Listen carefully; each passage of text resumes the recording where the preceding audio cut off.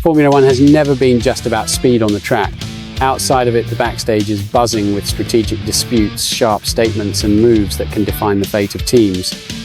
And it looks like McLaren is not only accelerating in the corners, but also behind the scenes of its leaders' statements.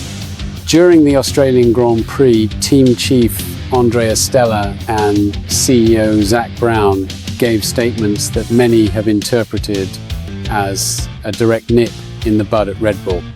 In the middle of the Melbourne paddock, Stella and Brown were asked about the stability of the team and how they have managed to maintain such a strong and cohesive team. The response came in a tone that didn't go unnoticed. We noticed a certain interest in our people, but we work to create an environment where people want to be at McLaren, said Brown. The speech, in addition to strengthening the internal security of the British team, can also be seen as an indirect for the Austrian rival, who has recently dealt with departures of important names such as Adrian Newey and Jonathan Wheatley. The stability of McLaren contrasts sharply with Red Bull's troubled backstage in recent years. The controversy involving Christian Horner, rumours of internal disputes, and even the departure of strategic employees caused rivals to try to capitalise on the turbulence. Brown, by the way, had already commented on curricula circulating through the paddock, implying that many Red Bull professionals were open to new opportunities. But the high point of this dispute seems to revolve around a name, Will Courtney. McLaren hired Courtney, a former Red Bull strategist, as its new sports director last year. However, the Austrian team made a point of keeping the engineer tied to his contract until mid-2025, refusing any negotiation for an early release.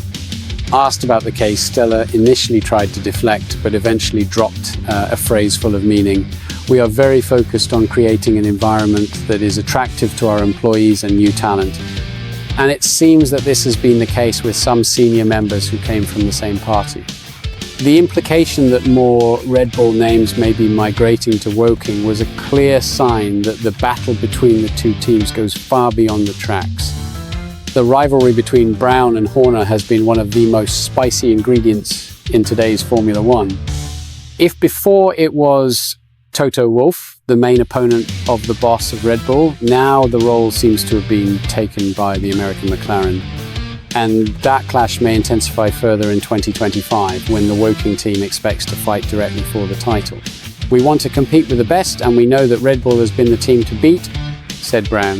But our team is growing, and we know we can challenge them both on and off the track. With this scenario, the 2025 season promises to be electrifying. Will McLaren be able to dethrone Red Bull and, in the process, further increase this rivalry?